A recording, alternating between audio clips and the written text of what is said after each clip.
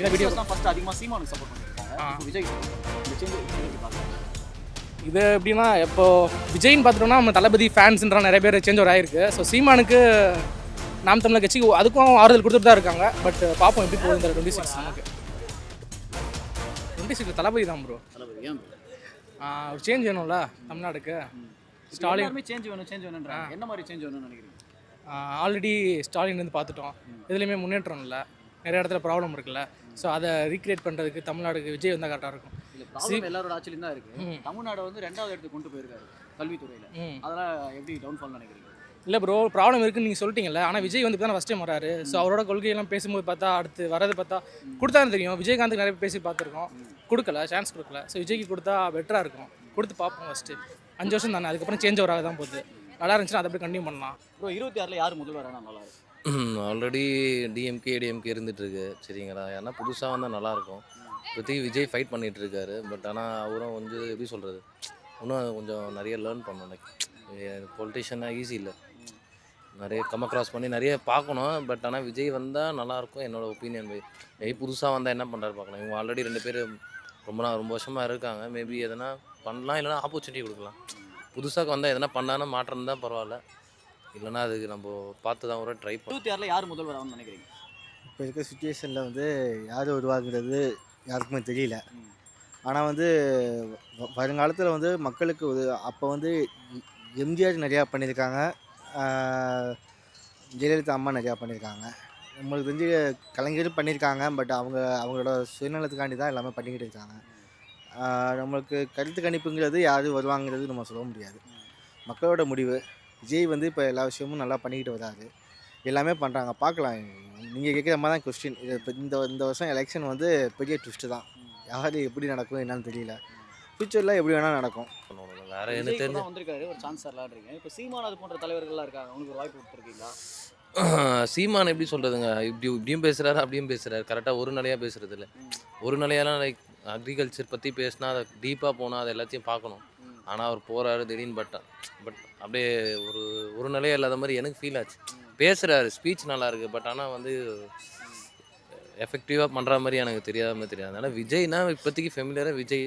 வேறு யாரும் சொல்ல, நீங்களே சொல்லுங்கள். வேறு எனக்கு தெரிஞ்சு அவ்வளோ ராமதாஸ் இருக்காரு, சீமான் இருக்காரு, அவங்கெல்லாம் வேறு. ராமதாஸ்லாம் நம்ம அது வேறு மாதிரி ஒப்பீனியன், அது சொல்ல விரும்பல. அது அவங்களோட இது. சீமான் வந்து ஒரு நிலையாக இருக்க மாட்டாரு அப்படின்றீங்கல்ல. ஆமாம், திடீர்னு இப்படி பேசுகிறாரு, அந்த சைடு பேசுகிறாரு. அப்படி நீங்கள் நோட் பண்ணியிருக்கீங்க? எதனா ஒரு பிரச்சனைனா அது என்ன கொஞ்சம் அனலைஸ் பண்ணி பார்க்கணும். ஆனால் அவர் வந்து அது கிரிட்டிசைஸ் பண்ணுறாரு, அது கொஞ்சம் அக்ரெசிவாக பேசுகிறாரு. அந்த மாதிரி ஸ்பீச் நல்லா இருக்குது. பட் ஆனால் அது நெக்ஸ்ட் என்ன பண்ணணும், அது அந்த கரெக்டாக அவுட்புட் கரெக்டாக இது பண்ணுறதில்ல. எனக்கு ஃபீல் ஆனால் சொல்ல. பட் நான் அவ்வளோ ஃபெமிலியர் இல்லை பொலிட்டிஷியன். தெரிஞ்சவரே நம்ம எக்ஸ்பீரியன்ஸ் வரையும் சொல்கிறேன். எனக்கு ஒரு இண்டிபெண்ட்டாக நம்மளுக்கு ஒரு இண்டிபெண்டன்ஸ் வந்து நம்மளுக்கு ஆகஸ்ட் வந்து 15th 1947 வந்தது. எனக்கு ஒரு லேடிஸ் வந்து தனியாக வெளியே போயிட்டு வராங்களா. இன்றைக்கி ஒரு பொண்ணு வெளியே போகுதுன்னா, இப்போ ஒரு 5 மணிக்கு போகுது, ஒரு 10 மணிக்கும் ஒரு 11 o'clock வீட்டுக்கு வந்து ரீச் ஆகலாம். அன்றைக்கி தாங்க இண்டிபெண்டன்ஸ் டே லேடிஸ்க்கு. நான் சொல்கிறது என்னன்னா, எந்த கட்சி வந்தாலுமே லேடிஸுக்கு ஃபஸ்ட்டு சேஃப்டி கொடுத்தா எனக்கு அது போதும். அந்த மாதிரி தான் நான் இல்லை சொல்கிறேன். பட் எல்லோரும் சொல்கிறீங்க, நீங்களும் கேட்டிங்க விஜய் வந்தால் அப்படி இருக்கலாம், ஏடிஎம்கே அதெல்லாம் வந்தால் இருக்கும்ட்டு. பட் ஆனால் எதுக்குமே சேஃப்டி இல்லைங்களே. அதை தான் சொல்கிறேன். நான் இன்னமும் சொல்கிறேன், back to back I am saying, when the girls safety is important, then only independence for the girls and the Tamil Nadu. பண்ணுறது எல்லாமே சீமானை பார்த்து தான் காப்பி அடிக்கிறாரு அப்படின்னு சொல்கிறாங்க. அப்படின்னாங்களாங்க, அதனால் சொல்ல முடியாது. யாருமே எதுவுமே சொல்ல முடியாதுல்ல. என்னோட கணிப்புப்படி அவருக்கு என்ன ஸ்டைலோ அவர் தான் பண்ணிக்கிட்டு இருக்காரு. சீமானுக்கு என்ன ஸ்டைலோ அவர் அதுதான் பண்ணிக்கிட்டு இருக்காரு. அரசியலை பற்றி என்ன நினைக்கிறீங்க? ஏன்னா இவ்வளோ நாள் வந்து அவர் தான் டிஎம்கே எதிர்த்து போராடிட்டு இருக்காரு. அவர் வெளிப்படையாக ஒன்று ஓப்பனாக ஒன்று இங்கேருந்து பார்க்குறப்ப ஒன்று பேசுகிறாரு, பின்னாடி என்ன நடக்குதுன்னு உங்களுக்கு தெரிய மாட்டேங்குது.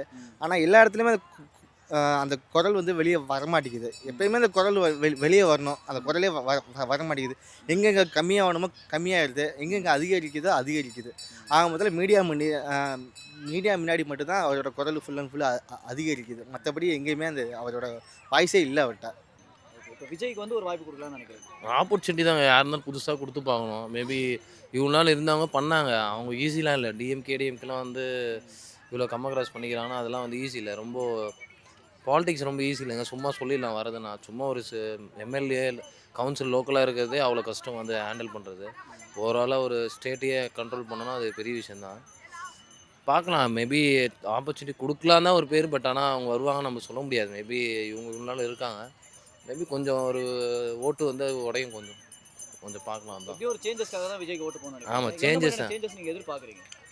சேஞ்சஸ் தான். ஒரு கொள்கையெல்லாம் சொல்லியிருக்காரு, நமக்கு அவ்வளோ தெரியாது. பட் எனக்கு பொறுத்தவரையும் ஆப்பர்ச்சுனிட்டி கொடுக்கலாம், அவ்வளோதான். என்ன பண்ணுறான் பார்க்கலாம், அவ்வளோதான். இவ்வளோ நாள் இருந்தாங்க, எல்லாரோட ஒப்பீனியன் இப்போ அப்படி தான் இருக்குது. இவங்க 2 பேர் இருந்தாங்க, அவங்க என்ன பண்ணுறாங்க பார்க்கலாம், ஒரு ஐடியா தான். வேறு ஒன்றும் என்ன குவாலிட்டினால விஜய்க்கு சான்ஸ் தரலாம்னு உங்களுக்கு தோணுது?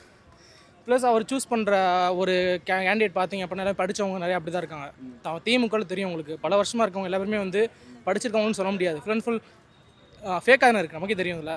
ஸோ இது ஃபுல்லாக எல்லாமே எஜுகேஷனல் இன்ஸ்டியூட், ஐ மீன் எஜுகேஷனலாக இதாக இருக்காங்க. ஸோ சேஞ்ச் அவர் கரெக்டாக இருக்கும். அதான் ஓகே ப்ரோ. எல்லா சைட்லையும் பார்த்தீங்கன்னா டிவிக்கு பயங்கரமாக விமர்சிக்கிறாங்க. எங்கே போனாலுமே ட்ரோல் மெட்டீரியல் ஆகிட்டாங்க. இப்போ அதை பற்றி உங்களுக்கு என்ன நினைக்கிறீங்க? பாலிடிக்ஸ்னாலே ட்ரோல் இருக்குது தான் ப்ரோ செய்யும். அதுக்கு விஜய் வளர்றாங்க எல்லா இடத்துலையும்.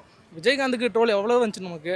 ஸோ அதை வந்து மிஸ் பண்ணிட்டோம். விஜய்க்கு அதிகமாக தான் வரும். ஸோ பப்ளிக் தான் வந்து இம்ப்ரூவ் பண்ணுறதுக்கான சான்ஸ் கொடுக்கணும், அவ்வளோதான். நீங்கள் ஃபேன்னால சப்போர்ட் பண்ணுறீங்க? ஃபேன்ன்றது இருந்தாலுமே அட் சேம் டைம் வந்து தமிழ்நாடுக்கு வந்து சேஞ்ச் வேணும்ல. ஸோ அதுக்காக ஒரு ஆக்டராக பார்க்க நல்லா இருந்துச்சா இல்லை அரசியல்வாதியாக மாறினது நல்லா இருந்துச்சா? சினிமான்னு பார்த்தா ஆக்டராக நல்லா இருந்துச்சு. இப்போ அரசியல் அது மாதிரி ரெண்டுமே பார்க்க பெட்டராக இருக்குது. அரசியல் பாலிடிக்ஸாக வந்து ரொம்ப மெச்சூர்டாக பேசுகிறாரு. எப்படி கொண்டு போகணுன்றது நல்லா இருக்குது அவர்கிட்ட, விஜய்கிட்ட. ஸோ அண்ணன் வந்தால் நல்லாயிருக்கும் அது. நீங்கள் செங்கோட்டையன் வந்து ஏடிஎம்கேல வந்து டிவிக்கு ஜாயின் ஆமாம், ஜாயின் பண்ணியிருக்காரு. இப்போ தான் நியூஸ் வந்து பார்த்தேன் நான். ஸோ அதை பற்றி எப்படின்றது தெரில. என்ன தான் ஜாயின் பண்ணியிருக்காரு. பாலிடிக்ஸில் சேஞ்ச் ஓவர் ஆக தான் செய்யும். ஒரு கட்சியில் மாறி தான் இருப்பாங்க. விஜய் எடுத்திருக்காரு, பேசியிருக்காரு. இன்றைக்கி தான் வீடியோ பார்த்தேன் நான். ஸோ அது போக தான் தெரியும், அது எப்படி கொண்டு போகிறான்னு தெரில. அவரோட எக்ஸ்பீரியன்ஸுக்கு விஜய் கூட சேர்ந்துருக்காரு. ஸோ அது இனிமேல் தான் பார்க்கணும், எப்படி கொண்டு போகிறான்னு தெரில. அது இப்போ டிஎம்கே ஏடிஎம்கே தாண்டி விஜய் நல்ல ஒரு வாக்கு சதவீதத்தை வாங்குவார்னு நினைக்கிறீங்களா? என்னோட கணிப்பு ஒரு இப்போ 2 கட்சி பெரிய கட்சி இருக்குது, அதை ஈக்குவலாக கொஞ்சம் வருவாங்க, கொஞ்சம் முட்டி மோதுவாங்க. மற்றபடி பெரிய ஓட்டு அந்த தனித்துவமாக பெரும்பான்மை எதுவும் காமிப்பாங்கன்னு பார்த்தா எதுவும் எனக்கு தெரிஞ்சு கிடையாது. மற்றபடி லீடிங் வருவாங்க. அவர் எதுவும் கூட்டணி எதுவும் வச்சாங்கன்னா 100% வர்றதுக்கு வாய்ப்பு இருக்குது. என்னோட கணிப்பு அதான்.